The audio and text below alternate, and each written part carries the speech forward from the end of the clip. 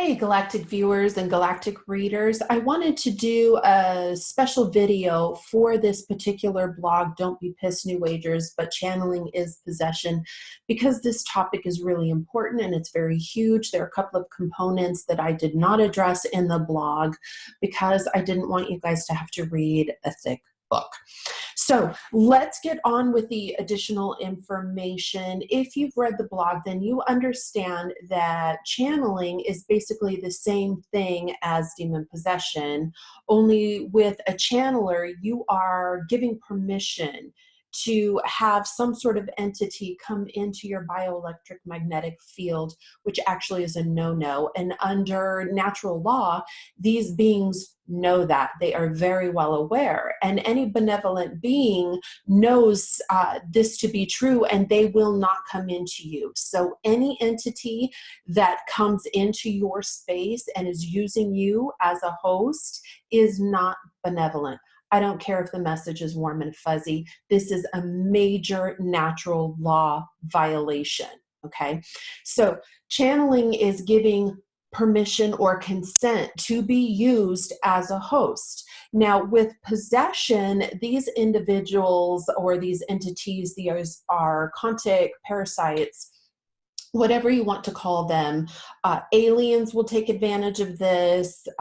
Pets, we've had plenty of information out there where pets have been channeled, loved ones. When they take over somebody's physical body, oftentimes what happens is the individual goes into a trance, they take a back seat, and they oftentimes don't remember what's been said or what they've done.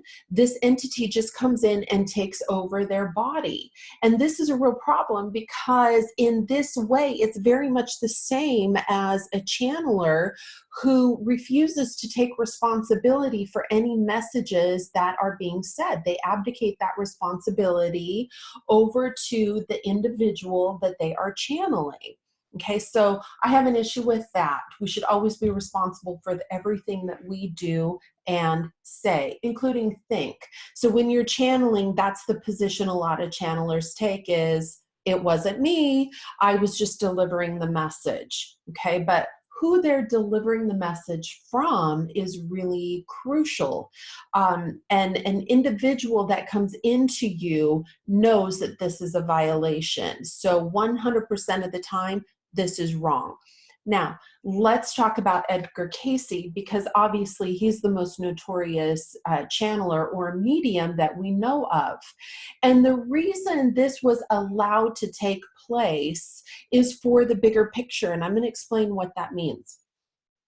Yes, he had amazing accuracy. He was also very drained at the end of every session. He didn't realize what was being said. That's why things were recorded. And it did end his life early. Now, even though he was very accurate, he set a bad precedence. And I'm not trying to throw him under the bus. I want you guys to be able to look at the bigger picture. This particular case with Edgar Cayce was allowed to take place with such great accuracy because what it did is it was like a carrot, a spiritual carrot for individuals to try and follow in his footsteps.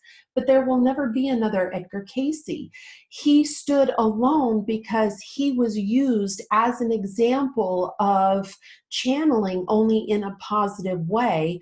We see tons of charlatans and thousands of individuals who channel, and this was done so that he would have a following like this. Okay.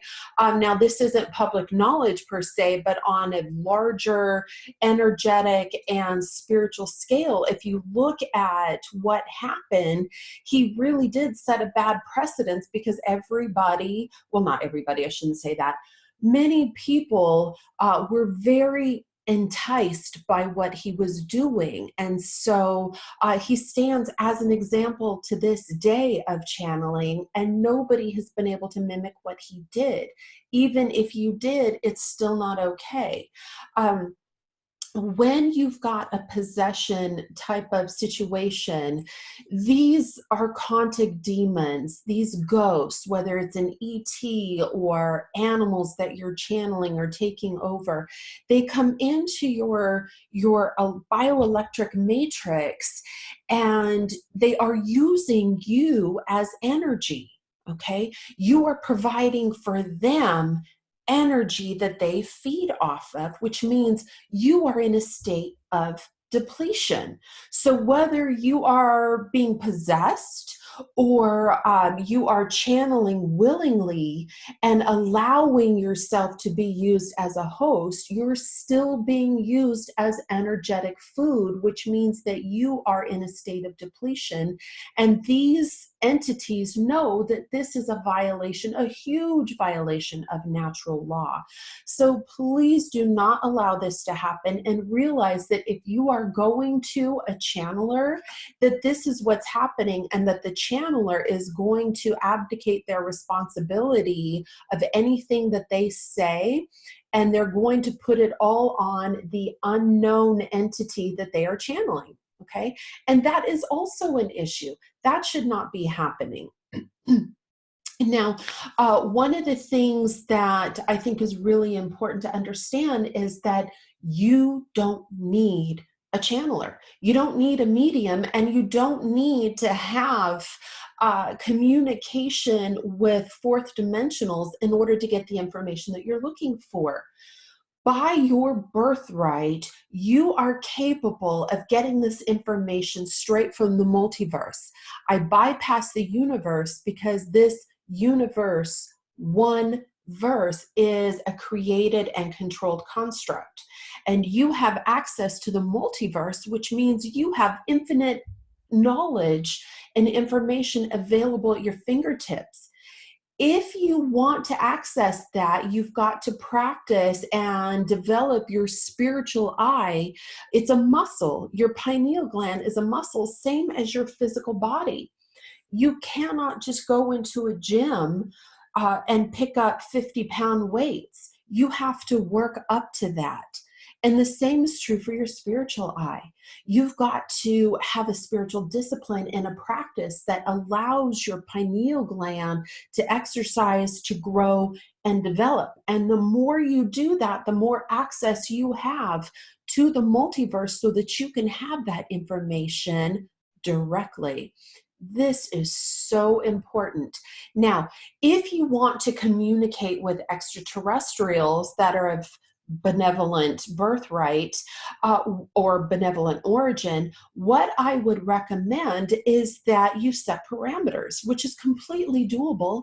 And I do this. If I'm communicating outside of myself and outside of this physical realm, I have set parameters where I can hear them or even see them, but they are not allowed to breach my bioelectric magnetic control. This is my sovereign responsibility, and nobody is allowed in it without my say so. And that's usually only my dog, my kids, and my husband. So outside of that, I keep individuals at a distance. And you can do the same thing with fourth dimensionals or fifth dimensionals, wherever it is that you are. I would recommend staying out of the fourth dimension.